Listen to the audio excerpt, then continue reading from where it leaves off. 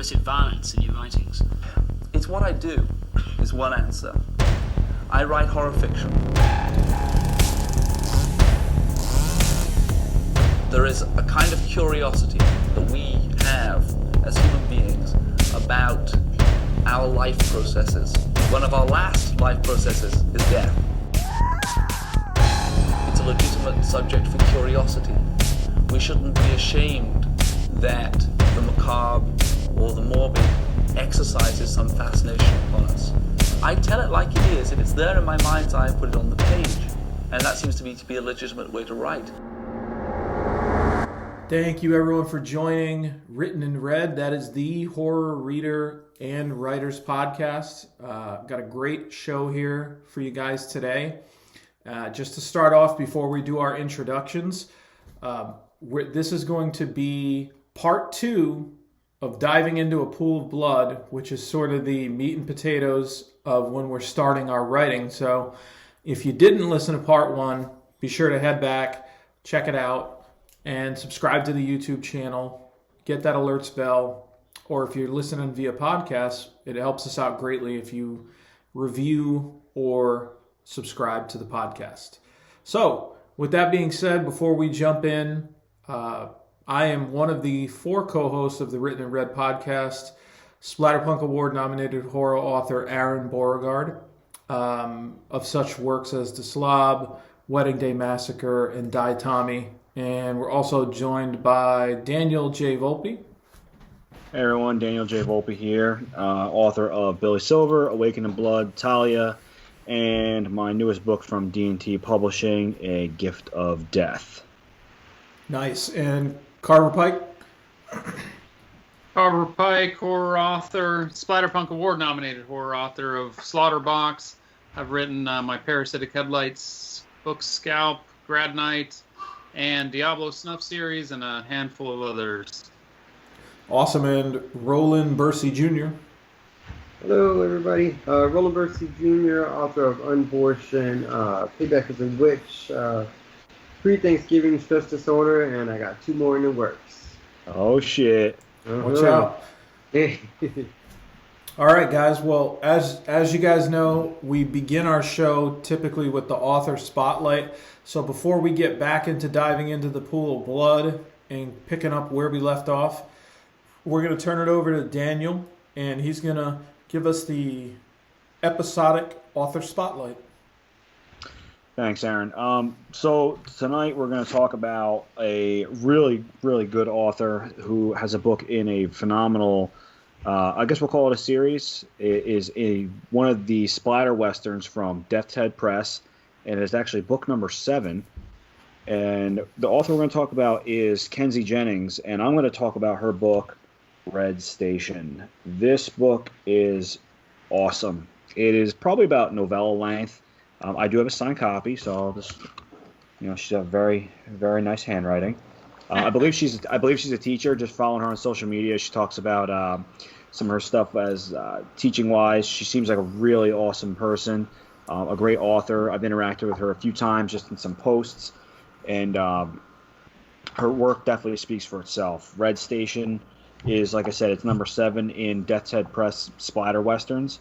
These can be read in any order. And obviously, I haven't read the other. I read a couple of them, but I jumped to this one right away because she sent it to me.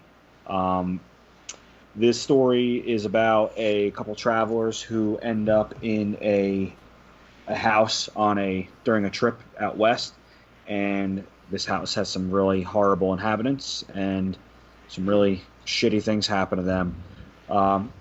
Kenzie also has another a book out that Carver's going to talk about in a minute, but if you want to check her out, she's on Facebook, and I believe she's on Instagram and Twitter.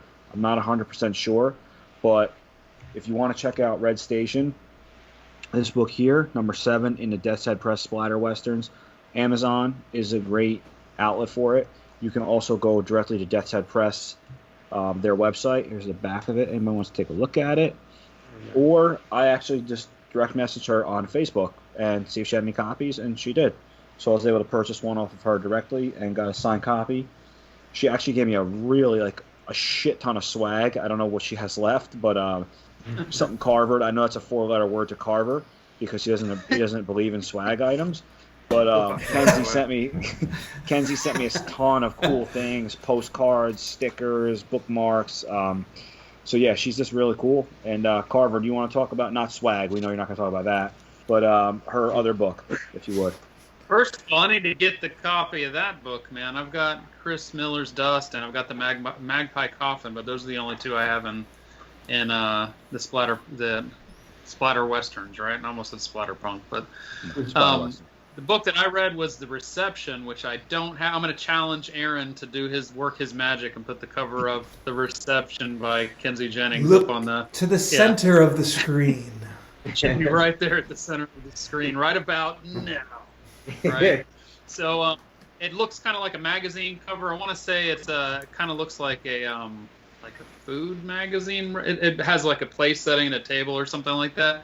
It's a pretty sick book though. It's about a girl who gets out of like a drug rehab clinic just in time to go to her sister's wedding. So she's headed off to this kind of secluded location for this wedding.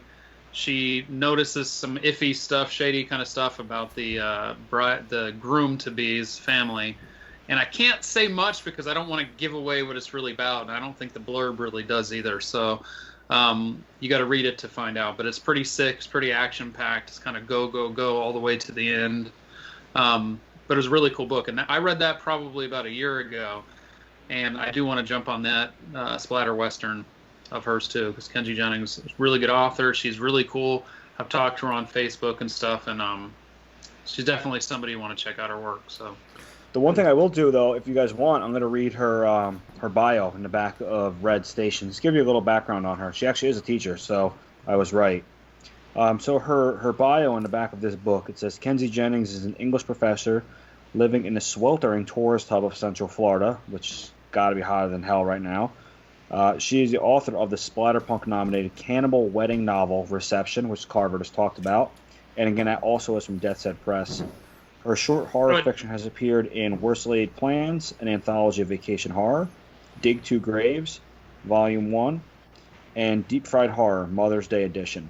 So again, anybody that's looking for a really cool, really well put together, and is a great storyteller, Kenzie Jennings, you can't really beat her. Yeah, I had I guess she did kind of give it away in the blurb, so it is a cannibal wedding.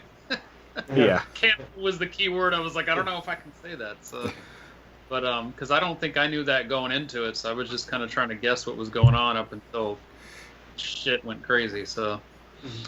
Yeah, I had one interaction with her that was really, really cool actually. Around the time when I released Wedding Day Massacre, she was like, "Oh, this looks cool," because like she's a big fan of like wedding themed horror in general, obviously, as she wrote Reception, and she shared the link for her book, and I was like, "Oh, that looks fucking awesome too," And I think a wedding is a really cool and fun setting for a horror story. And have you ever seen Rec 3? What's that? Have you ever seen Rec 3? No. I've seen like Record or whatever. Yeah. I've seen some of them. I don't know if it was the third one though. I don't think I saw that was badass. And well, the Rec movies are the Spanish versions of Quarantine, so I mean those came out first. So Rec 3, it's in Spanish with English subtitles, but it's wedding themed horror, and it's they're done like found footage style and stuff, zombies and stuff, but it's a full movie, insane. Guys, I was kind of waiting to spring this on you, but like. And I didn't mention anything when you guys suggested that we do Kenzie for this show, but we actually have some fucking like serious beef between me and her. Kick her ass. Like we got issues. Is she writing Son of the Wedding Massacre? No. She's actually also nominated for the same Splatterpunk as me. So we're pitted against each other in a competition of judges, and but I reached out to her actually after the nominations came up. I try to reach out to whoever I could get in contact with and just say, congratulations. I did the same thing. I'm honored to kind of be in the category with you, and best of luck. Hope you don't fucking win. That was the last thing I said. But I was gonna say, no, I'm just kidding. 100%. you need No. to get rid of the competition, Aaron, because No, you can never have enough good horror, and she's super cool. I only had very brief interaction with her, but very nice person. And obviously, if she's got 2 books that have been nominated for Splatterpunk Awards, one that could still potentially win it, this is certainly somebody to look at. And you know, best luck. And I'm looking forward to checking some of it out myself. So. Absolutely. Cool. Is that it? Is that On that note, That was it. Yeah. that was incredible? All Yeah. right. I see how fucking flabbergasted you are. We left you in silence. You got me all riled up.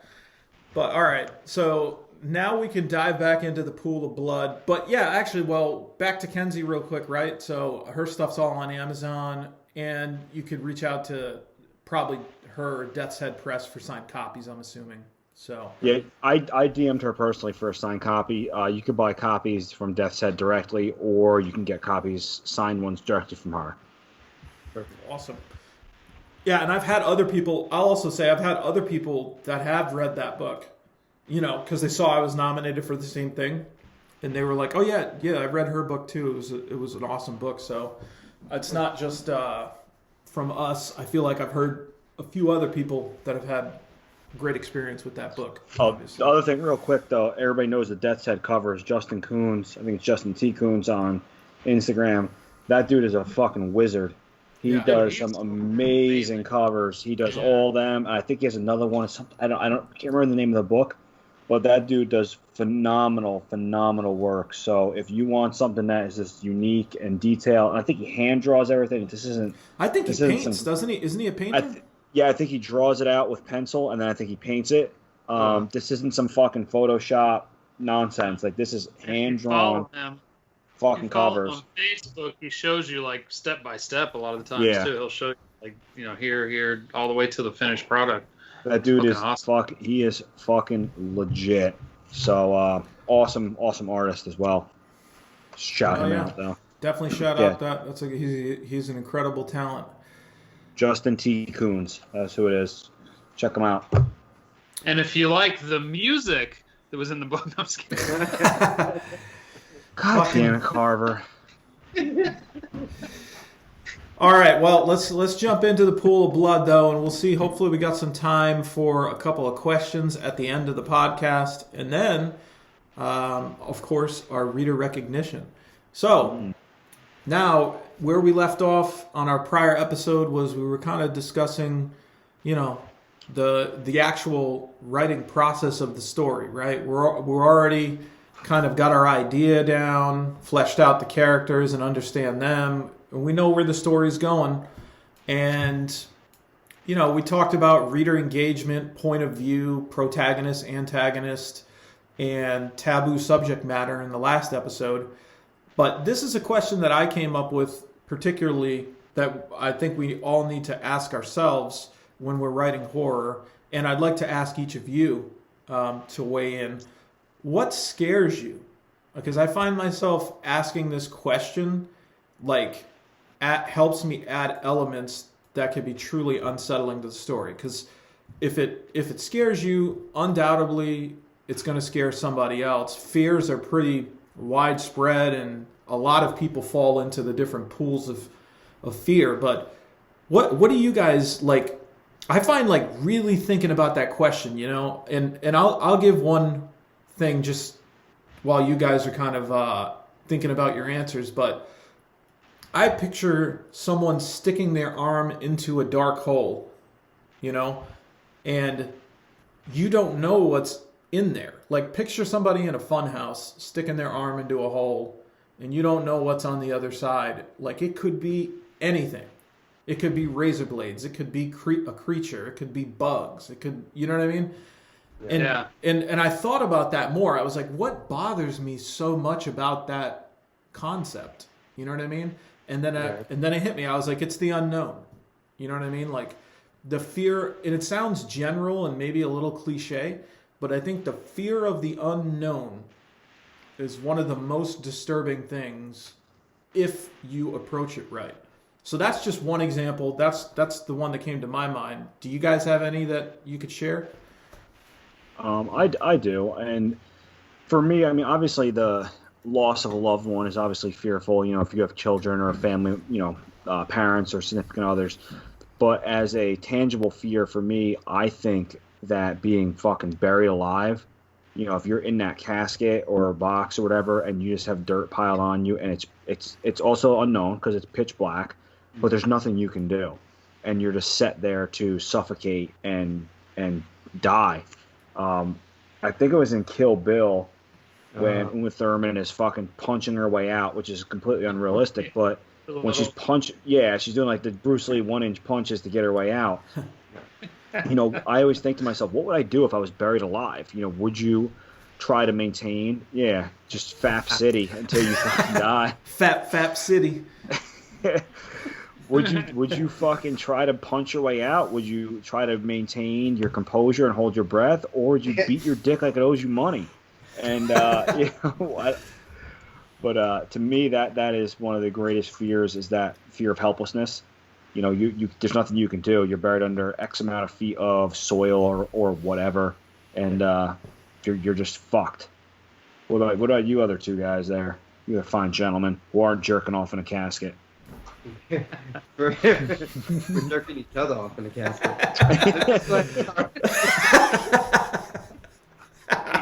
At least in West Virginia. More Roland Bersie. More Roland Bersie. For me, Jules is gonna kill me. For me, I mentioned this before, but little things. So, I don't know if you guys ever seen the movie "Don't Be Afraid of the Dark," oh my god, I love that movie. So they opened up chimney, little people came out, and they were fucking shit up. And the movie again, Trilogy of Terror with Karen Black, who is iconic. Yep, she's amazing. And I think the other thing that really scares me is people doing scientific experiments on you, like the human centipede, or there's a book called Snake Jaw. Oh shit, I cannot remember the guy's name. It's impossible to find, but it starts with this woman. Her mouth is stretched open, and there's a freaking dog stuffed in her mouth. And then later in the book, they go into this room, and there's a lady there with a bag on her side, and there's a baby in the bag. So people doing experiments on people fucks me up. Andrew Gallagher? Yes, there you go. Got it. It's so good, man. It's impossible to find.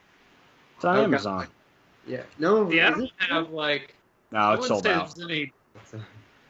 There's not any one thing that kind of scares me, but I like to play What If a lot, and you see a lot of that in Redgrave. If you read my book Redgrave, the main character in that, and that's one of my first horror stories. In that one, she plays a lot of what if, like she's alone in this dark building with this guy and this inmate, really. And I do that a lot myself. Like, I think, what if this happened? What if that happened? Like, the only times I really get scared is when I'm laying in bed and I'll think things like, what if, now that my back's turned towards the closet, all of a sudden, like this, like the witch from The Conjuring 1, like the last time I watched The Conjuring 1 and 2 back to back, and I've seen those movies a bunch of times, but I started thinking, what if the witch just kind of like lifted her head up above the mattress and was just staring at me like an inch from the back of my head? You know what I mean? And I turned around and fucking there she is, Or what if like the old man from the second Conjuring just kind of just shuffled his way out of the closet, while my back was turned and stuff like that.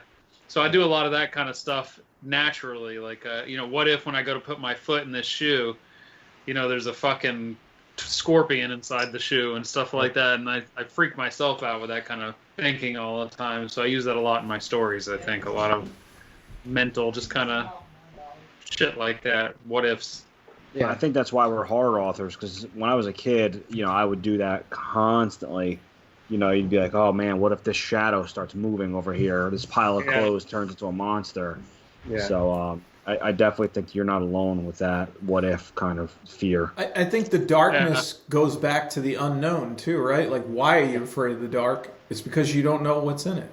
more than likely, like when I go out, I'm pretty isolated out where I live. And I go outside and I hear something rustling in the bushes. It's a fucking squirrel, most likely. You know what I mean? But because it's pitch black, it gets in your head, right? And you start fucking thinking, well, what the fuck is that really? Like, it's worst case scenario now, right? Like, it's a fucking bear, or it's like, like... Man, bear, pig. Like, I have this book that I started called Bone Bath Holler, that the first scene, I was laying in bed here in this house in West Virginia, and I was thinking, how fucking creepy would that be? Because it was the middle of the winter. We've got a basketball hoop outside. And I'm like, how creepy would it be if it's the middle of the fucking winter, in the middle of the night, and one of the kids walked in the room and said, like, hey, there's a guy outside playing basketball right now. Like, just stupid shit. I was like, that would be fucking nuts. Like, and then I wrote the beginning scene, and the dad gets up, and he's like, that doesn't make any... What do you mean there's a guy outside playing basketball? And he peeks through the blinds, and sure enough, there's a man standing under the basketball hoop just holding the basketball in his hand. Like... I just think that would be fucking creepy, in the middle of the winter. Like, what the fuck is somebody doing in negative 30 weather, standing there with a basketball in his hand, Yeah, there's no sane explanation for it, right? And exactly. So that's the kind of shit that I like that fucks with me a little bit. Yeah, like in the more random, the better, too. You know, like the more there's no fucking possible reason that would really make sense for that, Yeah. And I actually posted recently on I think it was Facebook about the Lost Romero film that is being shown on Shudder right now. I saw that on Shudder. I was going to watch it the other day because you mentioned it, but I hadn't had a chance yet. And let me tell you, like, that is true fear in that. I believe it's called Carnival or The Carnival, maybe just Carnival. Yeah. But anyway, it's a Shudder exclusive. And there's no one dies in the movie. No one even really comes close to dying in the movie. Like, but I don't want to give too much away. But basically, the movie explores what happens when you become old and you can no longer take care of yourself and you don't have children there to take care of you. Just... how, I think I said something like, and the movie explores like the sad realization that in the end we're all alone. You know what I mean? And there is no happy ending. Like for the most part. Every once in a while you'll see a fucking Damn, Aaron. It's pretty dark, but I mean, I was thinking the same thing. I mean, Daniel has kids, so they'll be fucking wiping his ass and making sure his head's shaved well into his fucking his 80s. Hope. But yeah, I know. For me, like I'm as you guys know, like I'm a deer hunter, so I'm out in 4:00 in the morning, and I've had some fucking encounters, and again, they're probably just regular old wild animals. But when you walk to your tree stand, generally I try to walk when it's dark. I don't use a flashlight. I kind of know my area of the woods, and I have had a couple where I'll hear something moving, and I'm like, I have to fucking shine a light on this thing, and you just see eyes, and you're like, all right, it's probably a coyote or a deer or a bear, and they're more scared of you. But there are occasionally times where those eyes are a lot higher than they should be, and you're like, all right, they're probably on a hill. But in your head, you're like, man, I don't know what the fuck this is. I can only see reflection of eyes in the distance. And then you're in your tree stand. You're holding like your bow or your gun. You're like, if I hear something crawling up this fucking ladder, I'm gonna shit my pants.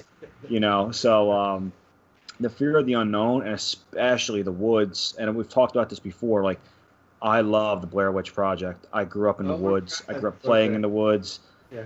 Camping out in the woods, and there's some shit out there, and whether it's, in your mind or actually a tangible thing, there are things that scare you, and the woods, the dark woods, and the unknown. And like Carver said, like that unreasonable person or that scenario where you're like, that's not fucking right at all. Like a dude playing basketball in minus 30 degree weather it's just not right. Like, Aaron, I was listening to, I had Evil Examined on one day. I was just getting in the shower and I put on a podcast. I put on your podcast, and it was the one about, God, I can't remember what the title of what the subject was, but it was about, there was one story where like the girl was walking and there was a dude like dancing in the street or some weird shit like that. Oh, that was fucked up, right? Was that the blue whale one? Was that the blue whale?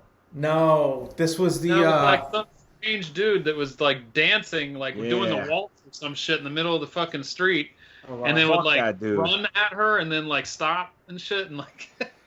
Yeah, he was just following her. She was just walking. She just went for a walk at night just to get out. And Yeah, like that's this- the kind of shit that freaks me out. Like just shit that doesn't. There's no reason for it. It makes no sense. Like You ever see the old? I've never seen the movie, but I've seen clips with. I think it's The Man Who Laughs, and it was like the basis of the Joker. If you Google The Man Who Laughs, yeah. Is that a It's- YouTube? There's a YouTube series that's reminded This me is- of the story you were talking about with the guy dancing in the street. But it's This something guy- like that. It's like a Joker-looking character that fucks The with man people who- on the street or something. But it's part of like, is it The Crypt? What's that YouTube series? The Crypt or the? It's like a TV show, but it's just on YouTube and it's short horror movies. But I can't remember the. Like Crypt TV, I think, something like that. I don't know. I There's know a what series episode they you're have. talking about though. Reminded of me Evil a little bit of Examine.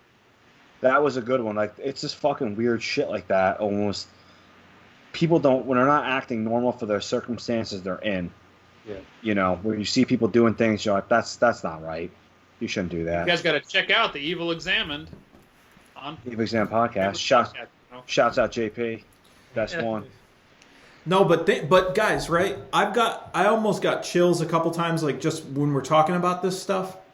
That's how powerful it is when you stop. You know, some people will just approach a horror novel and be like, okay, I got this ideas for like the stories and stuff and the characters, but I don't know if everybody necessarily like will actually just stop and be like, man, what really fucking bothers me? Like, what really scares me? Like, and really think about that like deeply. And man, you can fucking freak yourself out. You know, you could get in your own head and like you stay, you know, you sleep with your significant other every night, right? And then maybe one night they go on a business trip or something and they're gone, right? And then you're in the house by yourself and you can get inside your own head real fucking fast, dude, and start freaking yourself out. It's creepy. And then to be a good Absolutely. storyteller, it's the showing versus telling too, because not only do you have to understand what fucking scares you and terrifies you, but you have to be able to relay that to the reader. So you don't just tell them the story of how this guy was scared. You know what I mean? Like, you got to make them feel like they are that fucking character going through this situation. Yep. You are that girl walking down the street, and suddenly there's a guy dancing in front of you who runs at you, and you know what I mean? Like, there's a difference. That's what separates a good storyteller from a not so great one, is can you make the reader actually feel what they're feeling, right? Yeah. Rather than absolutely. just telling them it's scary. You know, if you were let's say a teenage girl or something like that in this situation where you're walking down the street and you have this weird man that is doing these odd, behavior, that's gonna be a lot scarier than if you're a 6'5", 280-pound fucking linebacker and you have some weirdo dude doing mime dances. You're like, oh fuck this, I'll break him in half. Right. You have to put yourself in the character shoes and what they're feeling, and make that fear a real, tangible, a real thing. Yeah. Roland, you had something to say, right? No. I was just listening. No? Okay. Oh. That's Well, I the do. reason why there are so many final girls in all these movies rather than the final jujitsu master. Yeah. Well, but I think that is a poor excuse, honestly, for a lack of creativity in that redundancy. You know what I mean? Because just as that girl fears that creepy dude, there's something that big, strong linebacker dude fears just as much as that girl did. And a lot of people will just go for the easy fear, Yeah. And, Makes sense. and maybe the fucking girl is just as strong as the linebacker dude too. You don't know, but you do see that redundancy, and I think that you can be more captivating with storytelling potentially if you think about what would scare, a rhinoceros, instead of what would scare a more timid character, so to speak, right? But, Yeah, absolutely. Because if you can tap into the fear of somebody who you think is strong, right? or you who think you're is scared brave, of, let's say. yeah. Right? And you have that person that you think like, holy shit, this person's not scared of anything, and then you kind of like meeting your heroes, where you see what this person is scared of, and you're like, holy shit, I didn't think you were scared of anything, and now I know that, you're not scared of this weirdo dancing guy, but you're scared of fucking snakes, or something like that, or whatever it is, clowns. That's what I liked about it. Have you seen the movie Nobody Lives? I don't think I have. It was a WWE movie, which surprised me because they were the ones that like produced it or whatever. But it's got what's that? The actor that played in the Dracula Untold or Dracula whatever, he played Dracula. Anyways, it's a movie. This guy's traveling across town with this girl. He stops at like a bar and he gets picked on by this group of like hoodlums basically, but kind of like bikers, like badass dudes. There's like a whole group of them that start fucking with him, and he kind of like warns them, and they keep fucking with him. And I don't think I'm giving much away. I think it shows in the trailer, but he's basically like a serial killer, and he just fucking goes nuts, man. It's a badass movie, like just fucking. So you actually see him as like the scary one at the end. When it was at the beginning, it was like this badass group of fucking, it looks like they're going to be the ones picking on him and fucking him up. And then he turns the tables on them, and they're all like locked in this house and trying to figure out how they're going to escape and shit. Pretty cool movie. That's cool. Yeah, I think like finding a fear that works with your character is awesome. Especially if you have a nice, unique character. Like, not to say the 250-pound linebacker is unique or whatever, but it's cool because, you would think it's just like a tough guy who's not scared of much, but you find something interesting to make him frightened of. But I think the best connection that you can get with the reader is universal fear. You know what I mean? The only problem with those is that they tend to be tropes sometimes and like replayed over a lot. But if you can find a unique, new, universal fear, and sometimes that entails examining society, right, and how society is evolving to figure out like what's the next fear going to be 10 years from now. You know what I mean? As I'm looking at how society is evolving, man, I could imagine that this is a thing 10 years from now, right? How could that play into people's fears? And that's one way of coming up with a new universal fear. Have you ever read William Massa? No, I haven't. I've talked to him. He's a nice guy. I want to say he was an indie author, but I'm not sure on that. Was that the guy that did the roller coaster or the amusement park book? No, that's Mike Brockoven. Oh, sorry. No, this William Massa wrote a book called Fear the Light. I just had to look it up because I wasn't sure that was the title, but it is Fear the Light. It's a vampire book, but it's pretty cool because it's about these like 8 vampires that show up for a meeting in this mansion, and then somebody starts picking them off one by one, like during the daylight and shit. So it's like these it's almost like a serial killer killing off these vampires and shit. It's pretty cool. Well, that was I Am Legend. If you read the book I Am Legend, like Will Smith's character in I Am Legend is the fucking boogeyman to them, pretty much. Like he's the one that during the day, he's going around and killing these vampires while they're sleeping during the day, and they get into like almost like the head of the vampires. They're terrified of him because this guy's fucking going around killing them, and they're the norm, we'll say, because they're the ones that are the race of beings that are out there, and he's this evil boogeyman almost that's going around and fucking slaughtering them while they're sleeping. But in the movie, they make him seem like this hero that's killing these monsters and trying to find this cure. But in the book, he's like he's the boogeyman. I have to read that again because I remember reading it at the beginning of it. I'm not sure I ever finished it, and it's not very long, right? I think it's short. What I thought, yeah.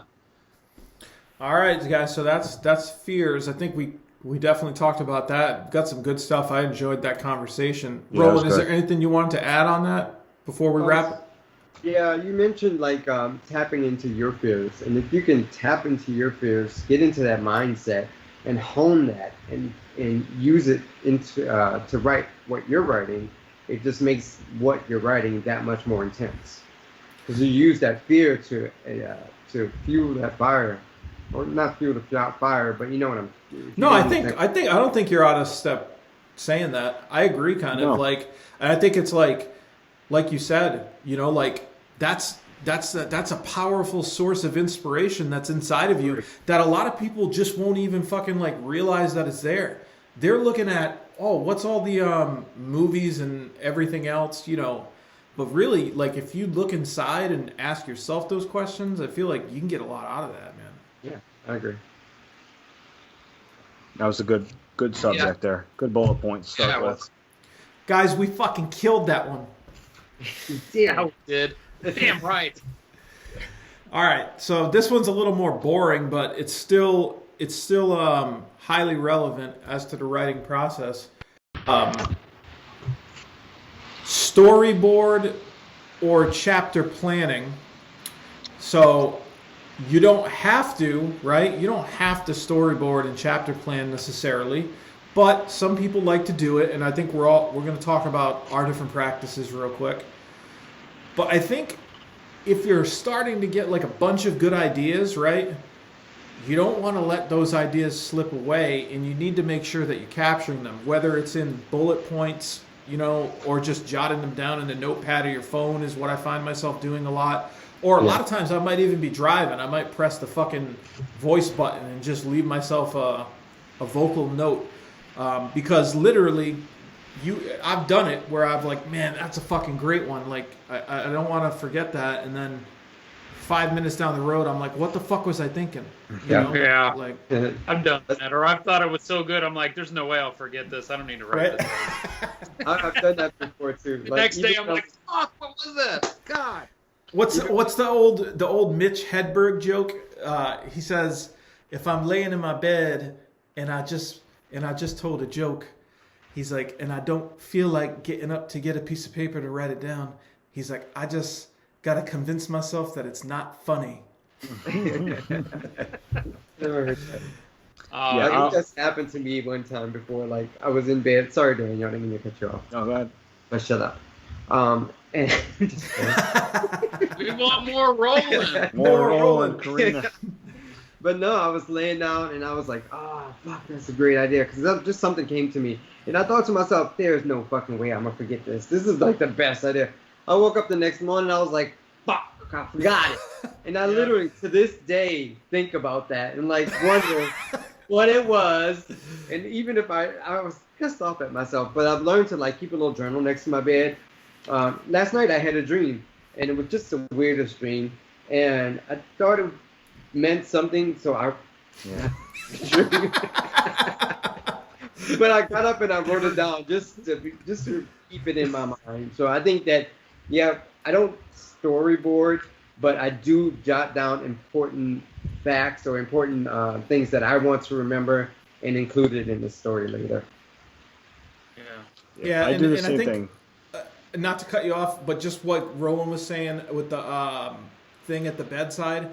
If you got an iPhone, just say, hey Siri, make a note, and then say whatever you're going to say. You don't even got to fucking wake up, turn the light on. Like, I'll wake up in the middle of the night, Siri, make this note, you know, and then sometimes it'll come out a little fucked up, but I still got the general idea of what it is. Have you guys ever had a dream and you do take notes on it? You're like, this is the best fucking idea ever. And then you read it later and you're like, fuck, this is the dumbest idea ever. Like, what frame of mind was I in when I thought of this? For some reason, in your dream, when you first wake up, it always seems like the coolest thing ever, like just the way you felt in that dream. Because you were kind of living always. Yeah. Like, nobody gives a fuck if I was a tree in a park. I use the note section of my phone. I use their voice recorder as well. That works great. But I will keep a lot of notes in my phone. But I do have pen and paper next to the bed at all times. It's kind of a little more difficult because, you know, I sleep with my wife, so obviously if I turn the light on, she's not going to be happy. If it's 3 a.m. and I'm fucking waking her up, then I'm going to be doing a lot of this.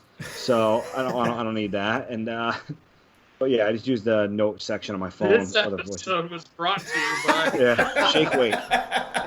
Dual shake weights. That's gonna be our new thing. Yeah. Why do I feel like there's gonna be a graphic later of me as a tree in a park? Yeah, it's gonna be you getting wood jerking off as a tree.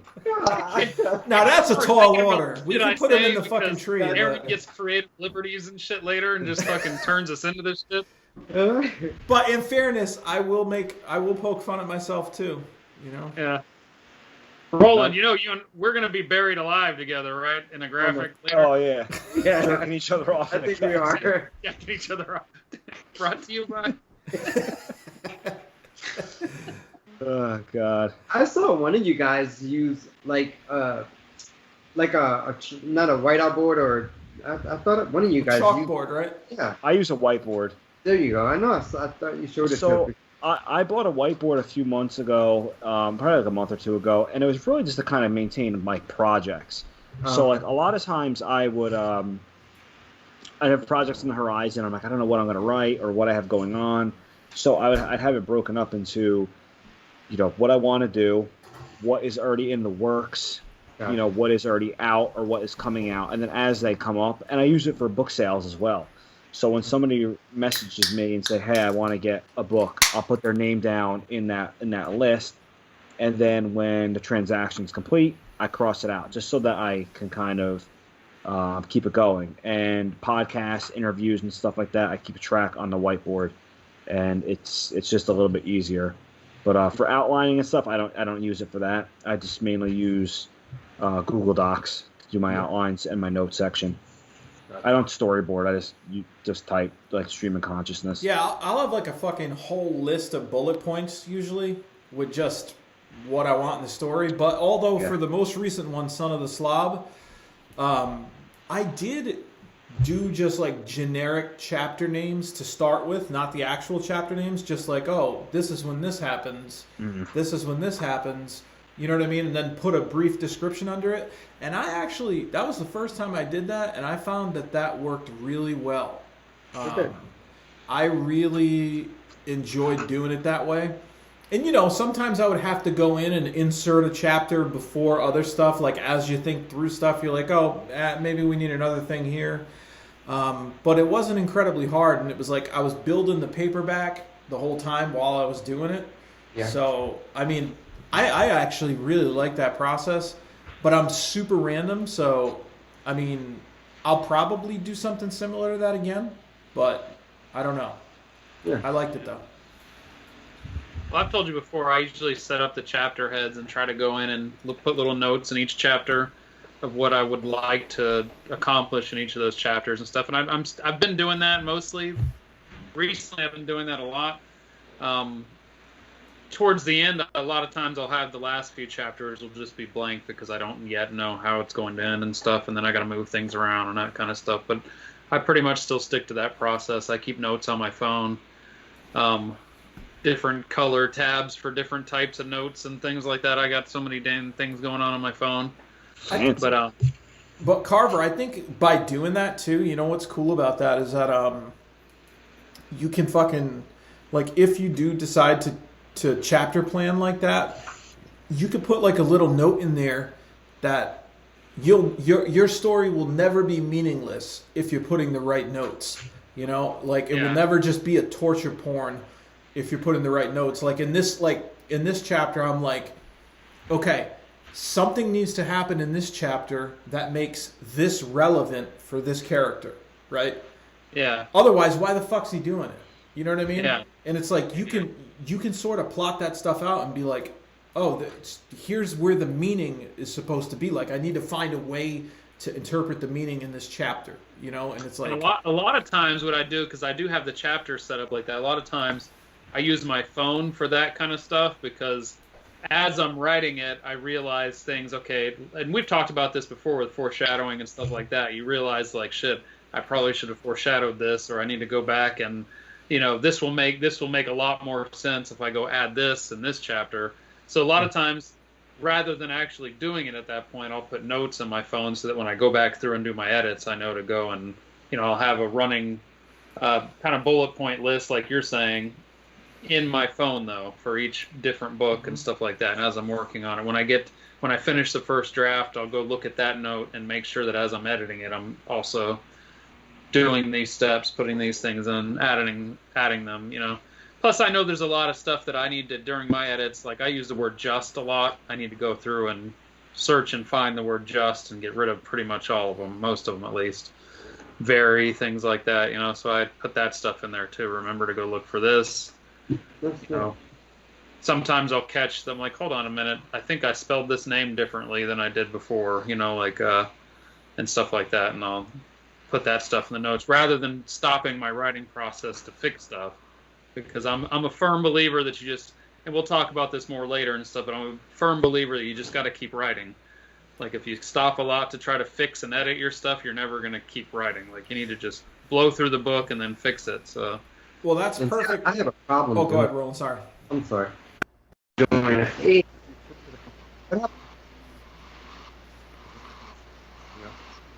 I have a problem just pushing through the story.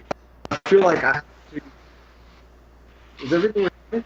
Is that my bad or everybody? I don't know. I think that's everybody. Yeah, it is. Yeah. Okay. This is not just Mind Carver today. Yeah, This is not today. Roland said you have a problem with moving through the. I didn't get the rest. Yeah, moving through the story, like you say, just plowing through. Because I feel like if I don't have that paragraph perfect, the exact words I want, the exact punctuations, whatever, I can't move on to the next paragraph.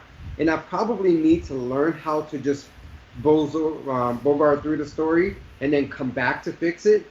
But Everybody has their own process, dude, but I can promise you, if you want to write, and see, you're talking to somebody who this year I haven't really published much or anything really this year, but prior to this year and all my life changes and stuff, I was pumping books out like crazy, man. And I can promise you that if you can learn to just power through the first draft of the book and then go back and fix it, you'll see a dramatic increase in how many books and how many words you can get out.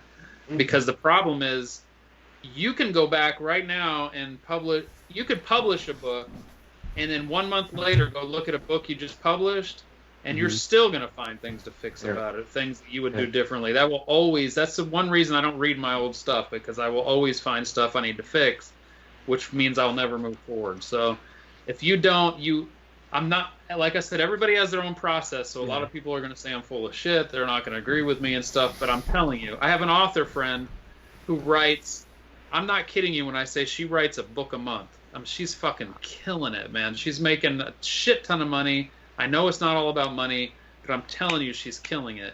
In no way would I say that anything that I've done has made that possible, because she gets up at 5 a.m, works her ass off every day. But I can tell you, at one point we had this conversation, and she kept telling me how she was scrapping her words. She would go back and read what she wrote yesterday. I mean, she was ditching 5,000 words at a time because she just felt like they were crap and they just weren't what she wanted and stuff. And I remember telling her, stop doing that shit. Just fucking write. Write your entire book. Go forward. Then clean it up. And, man, she's fucking knocking. I mean, she's writing a book a month. And I'm talking, shorter novels, probably 50 to 70,000 words, but it's a novel. Anything over, 45,000 now is a novel, I think. And I'm talking a book a month, man. And she doesn't touch the book until she's done. She gets up every day, she writes, then she does her editing. And my thing is, too, like, guys, right? Like, Roland, even if you do think that you have it exactly the way you want it when you come out of it, you're still going to do a run-through revision anyway. Yeah. Exactly. You know what I mean? That's why I say do it at the end, because you will always be fixing. You're going to do that anyways. Even if you know you have it perfect, you're going to go through it again.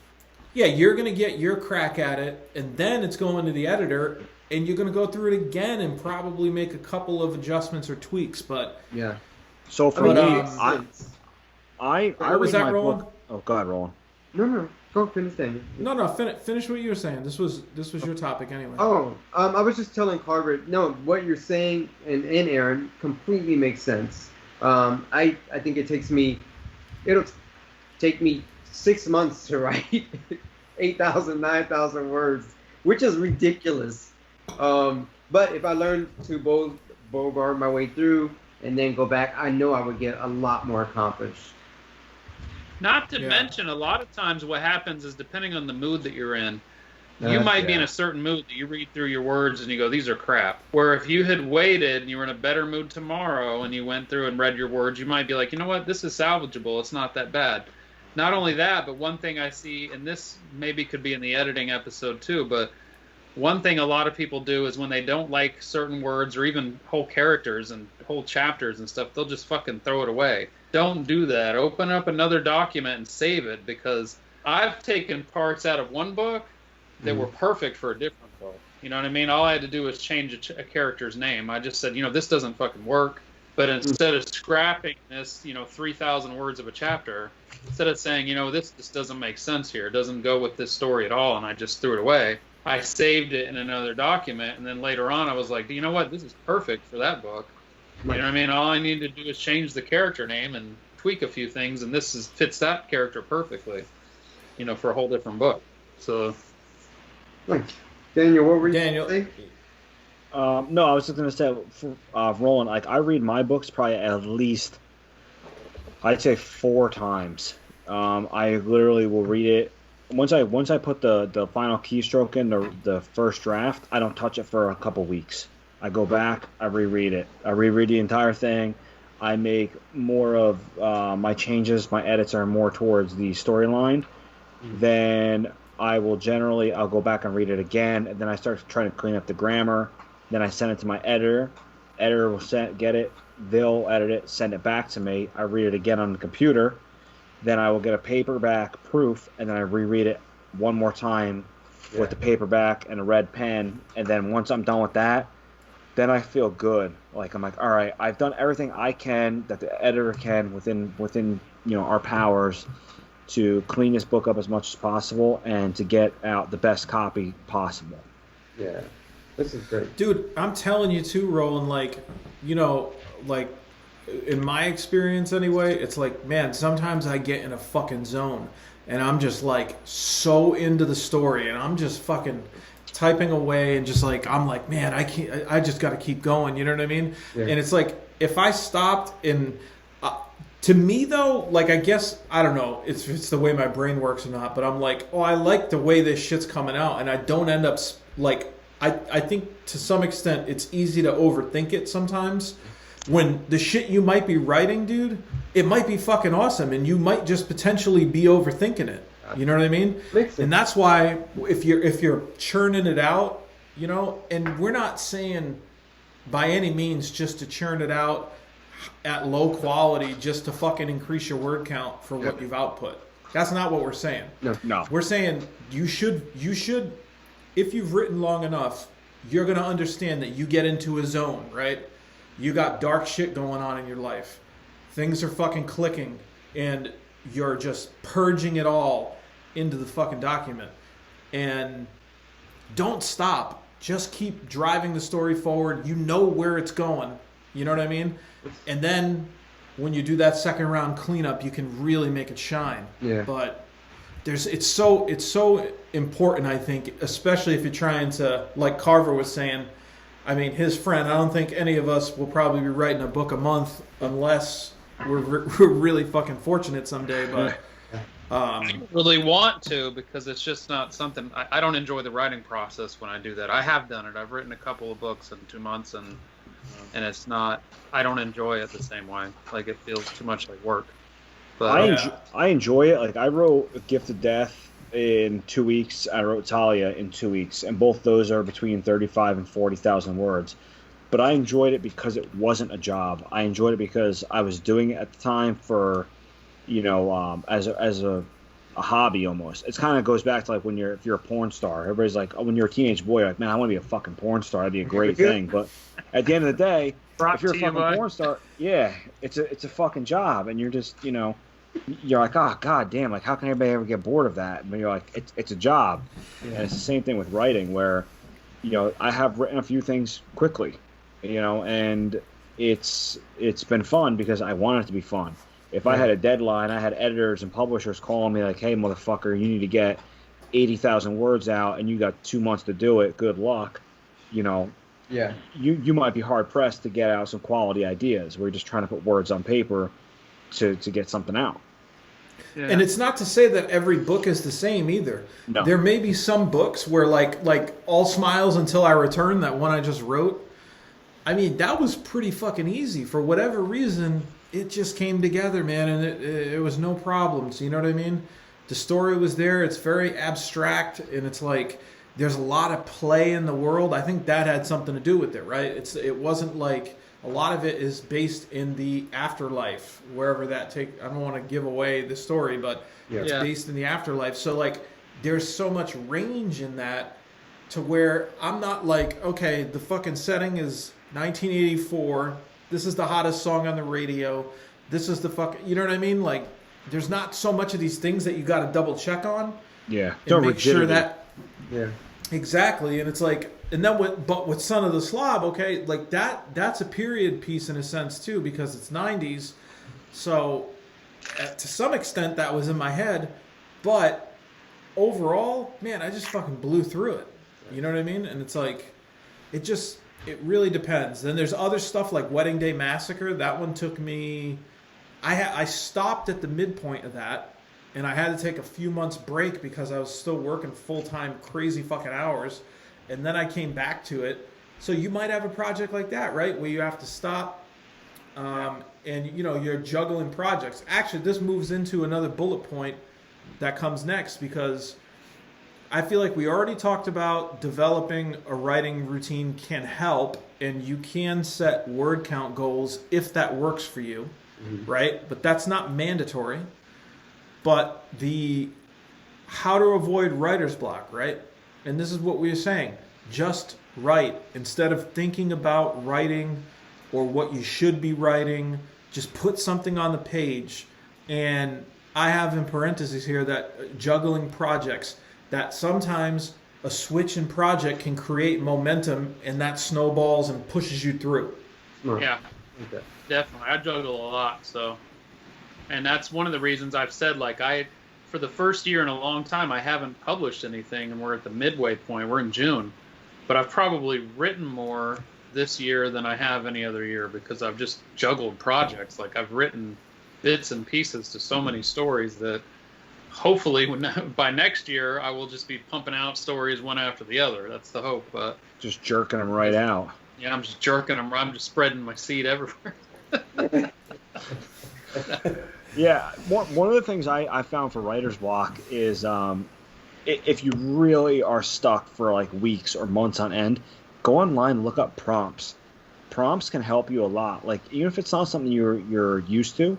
I was, before COVID happened, my local library had a small writing group, and I'd go, it's like every other Thursday, and we'd sit down, we'd have tea, and, you know, fancy shit, and they'd put out writing prompts, and some of the stuff wasn't things that I particularly gravitated towards, but it was really, really good exercises. So go online, check out writing prompts. Aaron, are you all right? I'm just picturing this motherfucker at the library, dude. Like, Oh, I live at the yeah, library. what's the writing prompt, everyone? You know, like, When I was teaching drinking his writing, I would fucking do that. tea and At the biscuits beginning and of every shit. class, no matter what the subject was, I had them do a writing. I would just go online, like Google Images, and type writing prompt, and you find some really cool ones.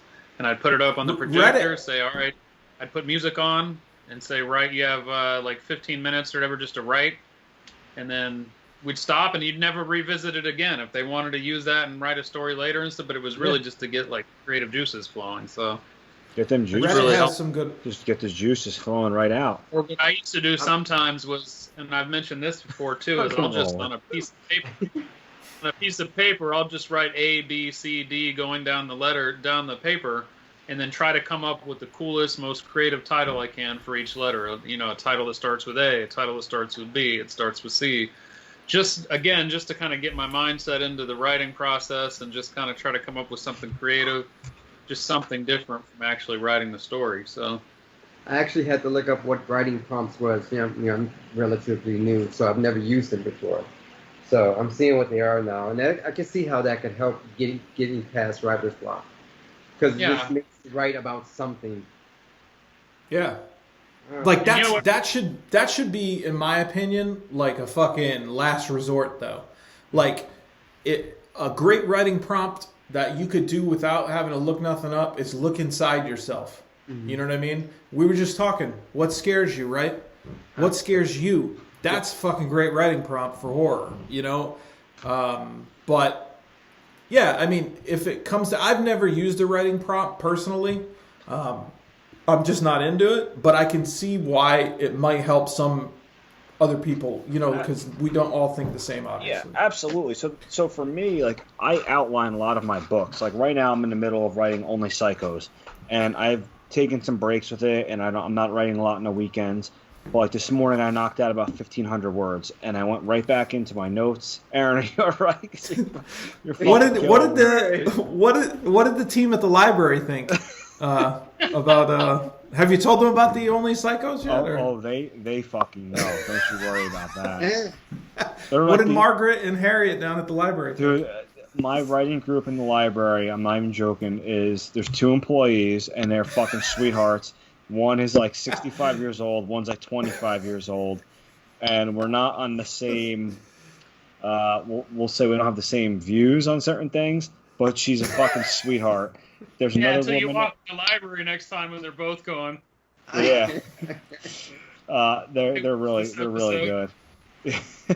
Yeah. But I don't know what the fuck I was saying now. Aaron's got me all flustered. I'm sorry. It was just I'm enthralled by the writing group. I'm sorry. Aaron, I go to the library in my fucking jorts with my laptop and a fucking satchel. Let me tell you. Go ahead, Carver. Tell me his tale. No, I was just going to tell you there's a tip that I learned a long time ago about Sure, there's a tip. writer's You know all about. A tip that I heard about writer's block, and it does actually help. I've been using it a lot lately, is when I don't know about you guys, but when I'm writing, a lot of times I tend to try and finish the chapter at least. Like somebody's going, dinner's on the table or whatever, and I'm like, hold on, I just need to finish this chapter. Like, I just need to get to the end of the chapter. That's one of the worst things that you can do if you suffer from frequent writer's block, because you're forcing yourself when you sit down at the laptop next time to have to start fresh again. You're trying to figure out where to start the new chapter, right? So you're coming up with a whole new, whatever your concept is for that chapter. So you don't always have to finish the chapter. Sometimes the best thing to help you get started writing the next day is to not finish the chapter. Just fucking stop. Yeah. Stop mid-sentence even if you have to. I mean, or finish the sentence, whatever. Probably don't want to stop mid-sentence, but finish the sentence. And then when you sit down next time, you're already in the middle of a situation, an action scene or whatever, and you just kind of read back the last paragraph and go, okay, that's where I was at. Then you keep writing. Now your creative juices are flowing right into the next chapter. Or if you finish that chapter, you've kind of forced yourself to stop, and then you need to start fresh again when you open back up your laptop, if that makes sense. I'm going to kiss you all when I see you. You guys have some great advice. No, those are really good things. It was actually my friend that writes a book a day that told me that a long time ago. So, Nice. Well, the other thing is too with that is, for I'm not looking at Aaron anymore. He's fucking killing me here. I'm sorry. No, I'll just do this. I just sent the heart at Roland. That's all. Oh, okay. No, for me, I like to outline. So I do a rough outline. So I will stop sometimes at a chapter break or a chapter, and then I can pick it right back up again because I have a good outline. This is why I really don't usually suffer from writer's block, because if I start a book, I already know the ending. I already know what's going to happen for the most part. I know going into it. I'm not pantsing it. I know what's going to happen. So, I already have it mapped out. So I don't have to worry about sitting there. Do you ever feel like, along the same lines, do you ever feel like when you start the next chapter, so you do stop at that chapter, when you start the next chapter, do you ever feel like you're not in the same mood? Like, you know what I mean? Like, does that affect your mood at all? Like, you're really going in that dark space, and then you stop, and then when you start back up, you're not quite there because you're starting fresh again?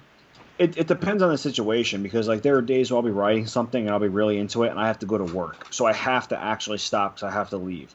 But if it's something where it's like a weekend and I'm like, all right, well, either I can stop this or I can stay up another 2 hours and be fucking tired in the morning on a Saturday, it's not that big of a deal. If something's really striking me, I think it was A Gift of Death.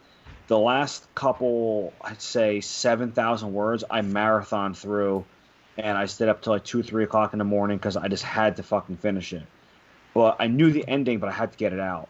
So there are times where, life gets in the way, like we've talked about, where sometimes you're like, hey, dinner's ready, or, you have to go to this kid's game or, whatever engagement you have, and you have to stop. And yeah, sometimes it is hard to find that inspiration again to pick it up and have that same enthusiasm to start writing again. Yeah, I think it's different for each one, right? Like Carver's saying, on one hand, sometimes it's nice to leave it open, especially if you're sort of developing the story and you don't have that solid skeleton. But then, like I was kind of going to say what Daniel said before he said it was like with my situation where I had the chapters sort of planned out. That was okay for me to sort of kind of finish out a chapter because I knew exactly how that was playing out. And then, but like you said, the headspace thing, it's tricky. It's just, for me, I'm pretty lucky. I'm kind of always in a darker headspace, so it doesn't take much for me to turn it on. Just opening my fucking eyes in the morning will just about do that. But I think it's different for each person, so you got to kind of tinker with it and see what works for you. But one of these things should work for you, So it's like just play with it.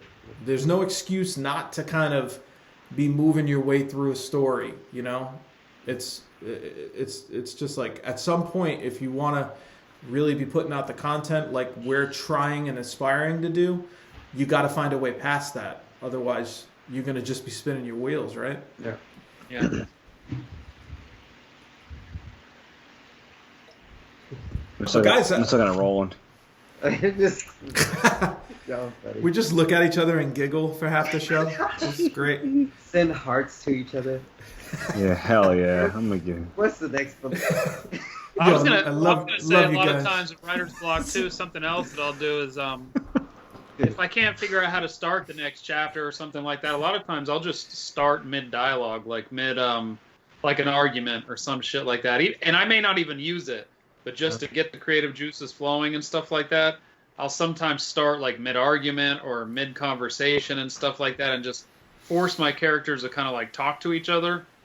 And I don't know why that helps me a lot. I guess because I started writing screenplays and stuff, so it was a lot more dialogue. So to me, sometimes I'll just throw some wacky conversation in there, and sometimes it'll stick, and sometimes it won't. But at least gets me writing again. What do you usually say? Like, hey, you kids can't masturbate in the store, or like, how do you preface that? Okay, like, I wasn't sure. Like, hey, why are you throwing dice in the cooler? Yeah, no jizzing on the Fruity Pebbles. I mean, I was just checking. I fucking told you that, and then you didn't fucking tell me that, Dad. In fact, you jizzed on the Fruity Pebbles last week. They become Frosted Pebbles. Oof, my favorite. This is disgusting. This episode has had the most masturbation talk of all. At least it's not incest anymore, Carver. We know that's your fucking coup de grace. That's next episode. Yeah. That would be like, Dad, how about you and I masturbate on the Fruity Pebbles together?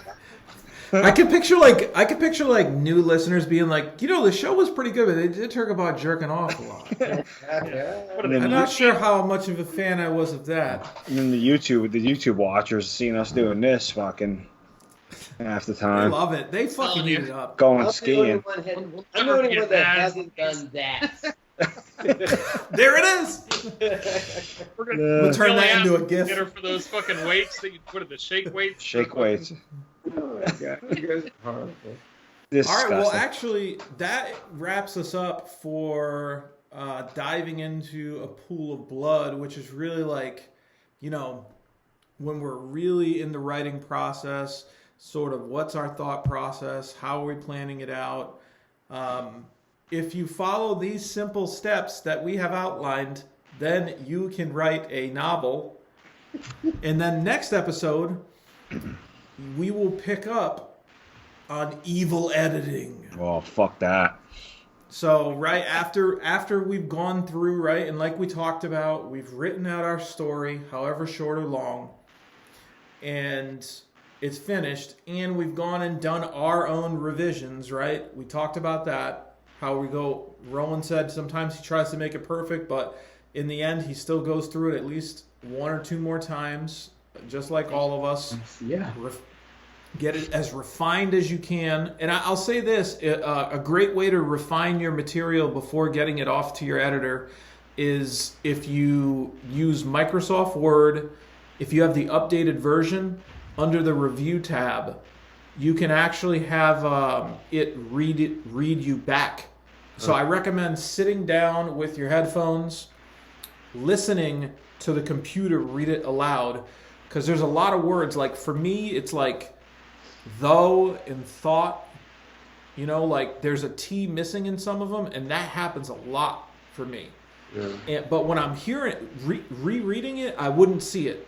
You know what I mean? Though and thought look way too similar, but listening to it, it comes right up. And ever since I started using the audio revise feature in Microsoft Word, my editor has had way less corrections. I've noticed a drastic difference. Yeah, I use it all the Never time. thought about that.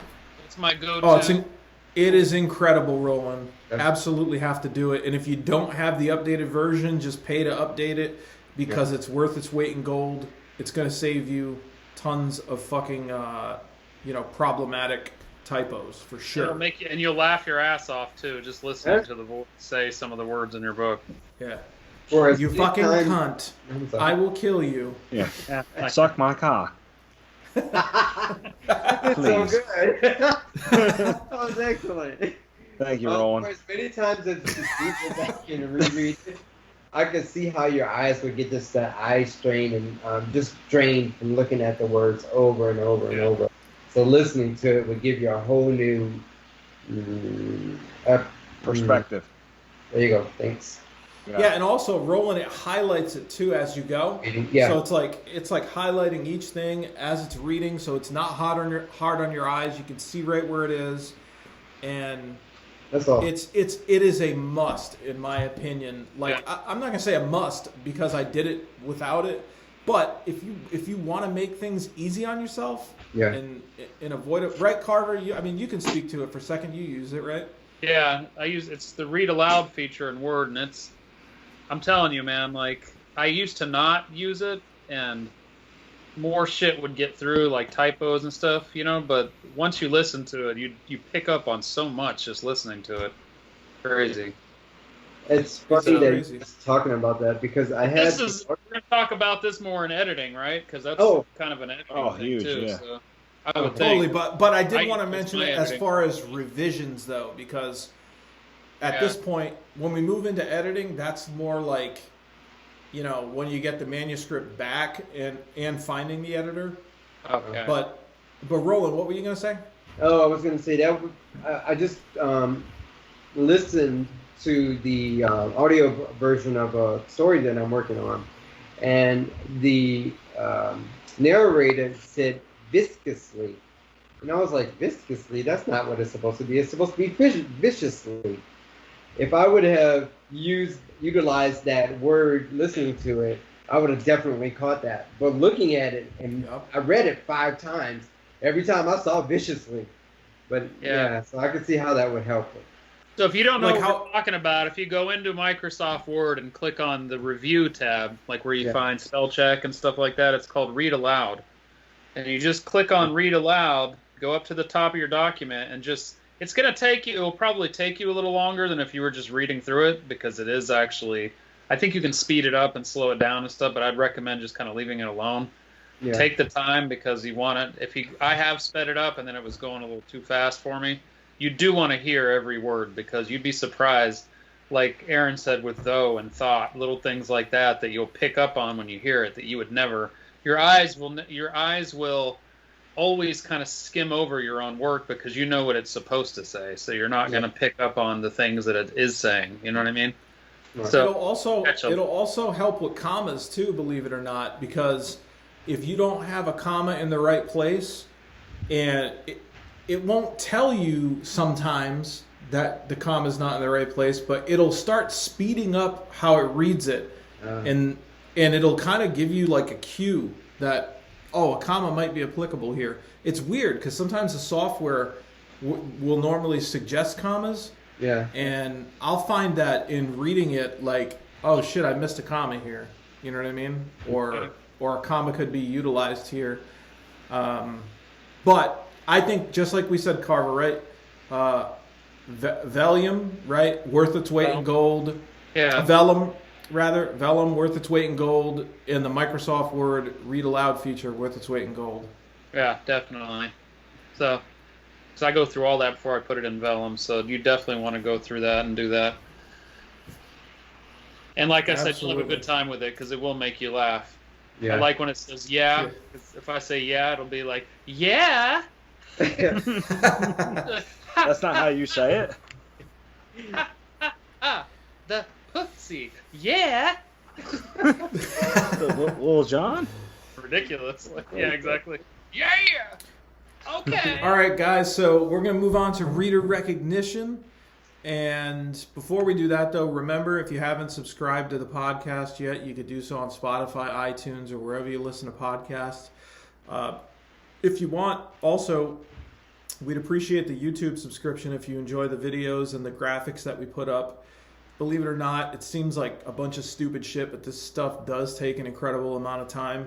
It would be nice to grow our audience, buy subscriptions, and hopefully at some point monetize it. I mean, we could potentially use those funds to spotlight other people, do promotions, give back to you guys. There's a lot of stuff we could do with that. I know, Daniel, you still got the signed things, right, that we're going to be raffling? I sent them in the mail to Carver a couple days ago, so they are on their way to good old West Virginia. Yeah. So I checked Saturday and they weren't there yet. So yeah, okay. I think that Again. definitely as we move forward and we can start trying to monetize some of the stuff through YouTube, especially, I would love to do conventions, and Aaron and I have talked about it and stuff, and getting a written and read convention, where we're all four of us there together would be fucking awesome. yeah, I would. Yeah. And then any readers would be welcome to come on. I can record the podcast there. And, you guys can come up and talk to us. I usually when I do conventions, I usually bring a big wheel with different topics on it. And I'll spin it and make people tell me fucked up shit about them. Aaron, I know you and I are planning on going to Atlantic City, New Jersey in September, so I'm hoping that we got to... Roland's going too, right? I already got my time off from work. I'm going. Hell yeah. I'm going to try, man. Oh, I don't know if I can... When is that? So Carver's definitely not going. Very early September. It's September...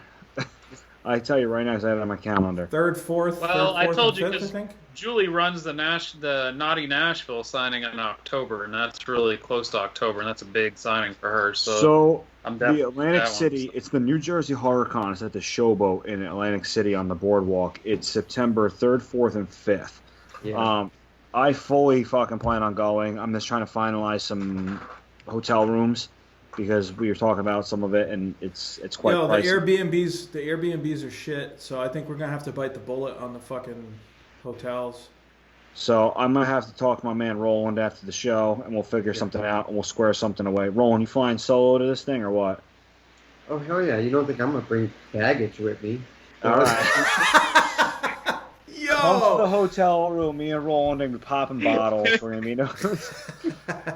So, guys, before we move on to reader recognition, I just wanted to say, Aaron mentioned how much time it takes to do this show, and I don't know if we've actually said it on the show, but Aaron we all get together, and everybody, we do meetings and stuff like that before the shows, and we get together for the shows, but Aaron put so much fucking time and effort into this thing. All those graphics that you see, any kind of editing, I think we're pretty good about not having to edit too much out of it. We leave all our silly shit in. Have you ever edited? But, all the graphics and all that shit and uploading it and the fucking time it takes to upload the videos and putting them on the site that puts it on all the fucking podcast sites and all that.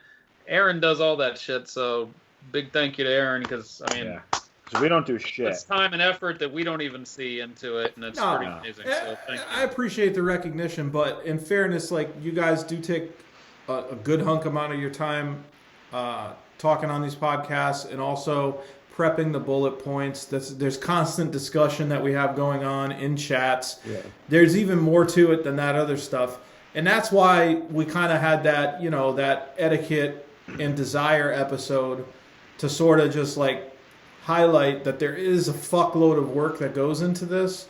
Yeah. So sometimes those additional conversations reoccurring, it makes it a little more difficult for us to deal with those on a regular basis. And that's kind of why we're pushing the resourcefulness, just only because we do this shit to try and prop up our peers and help whoever we can. But, it is a fuckload of work. But we're glad you guys watch it or listen to it. And the subscriptions, hopefully at some point, like you said, we'll do some conventions, and hopefully we can try to monetize this and use those funds to further put our people over, Yeah. Yeah. Definitely. Speaking of our people, though, right? This week we're going to recognize Michael James, who on Facebook, he's in, I believe he's in the Written and Read podcast group. Or if not, you may have just fucking seen him. He has supporter of, independent horror authors and shit, like right on his profile picture. It's obviously something that he is extremely passionate about. He's read all of my books. I'm pretty sure he read all yours, Daniel, right? Yeah, he's probably read all of Carver's. I think he read all of our books, possibly. I don't know. That dude, I know he's a big supporter. He's really active on social media and always sharing our stuff. And just a really cool guy. So he's a fucking rock star when it comes to this. Like, there's a couple of people who I think are like super fans, and not just of us, but of extreme horror and horror to begin with. And you got the fucking man, Brad Tierney, who I know Aaron fucking absolutely hates because he's just a piece of shit. I love to hate him, though. I love to hate him. My brother Brad. You got the fucking badass we talked about in the episode before, Dakota, and then you got Michael James. I would put Ray in there too. Ray's awesome. Ray's fucking awesome. Non-stop sharing our stuff. But Mike, it's so tough because there's so many people to put in there. We're gonna get to them. Don't forget Donna and Karina, and don't forget. Yeah. We're gonna get to it. We'll put a whole fucking episode on you, brother. Don't worry. We're gonna do I think we're gonna do an overseas version. We're gonna have to do a UK version for our UK readers. But Mike, dude, you fucking rock. You're always putting our stuff out there. You're just a fan of extreme horror to begin with, and you've been nothing but supportive for all of us. So, from the bottom of our hearts, I say fucking thank you, dude, and I appreciate you, and keep reading fucking horror. Okay. Yeah. Thank you. Great guy, too. Just on a personal level, I've had a couple of different conversations with him. And actually, some of the conversations have been really helpful in some different topics on this podcast, like the Can I Write one, and it just like very good contributions. And you can just tell, he's fucking... he's a top-notch guy, man, and this is truly his passion, and no better person that we could have highlighted. Well, there's plenty of great people, but Michael is certainly deserving. So thank you, Michael. Aaron, you gave him a great shout-out with your breakfast mask on during his birthday, which was what it was. Fucking hilarious. That's right, yeah. Yeah, you had the fucking eat your face. Yeah, your beans and fucking bacon, eggs, man. Yeah. I looked and I saw, I was like, oh, it's his birthday. Fuck it. Let me just do a video real quick. Yeah. Just because he is a fucking cool dude. You know what I mean? Good, awesome guy. I'm sorry, like, if I don't see everyone's birthday at every particular time, like, but if I do see somebody's birthday and they're like a Michael, like, I would try to do the same fucking thing. Just something fun, you know what I mean? Yeah, he's a great dude. So Mike, thank you, man. I appreciate it, and I'm sure we all do. Yes, definitely, man. Thank you, Michael. Well, guys, I am Splatterpunk Award nominated horror author Aaron Beauregard, and you can find my shit on Amazon. You can get signed shit by me by reaching out on Facebook, Instagram, or shitty Twitter, and then. I got the fucking Son of the Slob on the horizon. I think actually by the time this episode comes out, it's going to be real close, if not out. So we'll have to see. But I can't predict the future. Maybe someday. But Fucking, that's me. What do you got, Daniel? Daniel J. Volpe. You can find me on Facebook, Instagram, Twitter. Facebook's Daniel Volpe, Instagram DJ Volpe Horror, and Twitter is the same. My books are on Amazon and Godless for the time being. And if you guys want signed copies, feel free. Send me a fucking message. I pretty much have everything in stock. And my new book, Gift of Death, will be out by the time this is out. So hit me up. I got some cool fucking magnets, some stickers, and I'm working on some custom art right now for a couple books. So for some stickers. So hit me up. Carver. I'm Carver Pike on all the social media sites. I'm on Instagram, Facebook, Twitter, Slasher, all that stuff. CarverPike.com is my website. If you want signed copies, you can hit me up at carverpike@gmail.com. Get something over to you. And yeah, I'm on all the sites. My books are wide, so they're on Amazon, Barnes and Noble, all that shit. Godless. What about you, Roland? Hey, you can find me, of course, on Amazon. Hit me up on Facebook. Send me a message. I'm also on Godless, and you can find my website, RolandBersieJr.com. I only use Twitter to watch porn, so don't find me there. There's porn on Twitter? Yes, a lot. There is? Oh, I didn't know that. It's ridiculous. Twatter. Yeah. Signing off.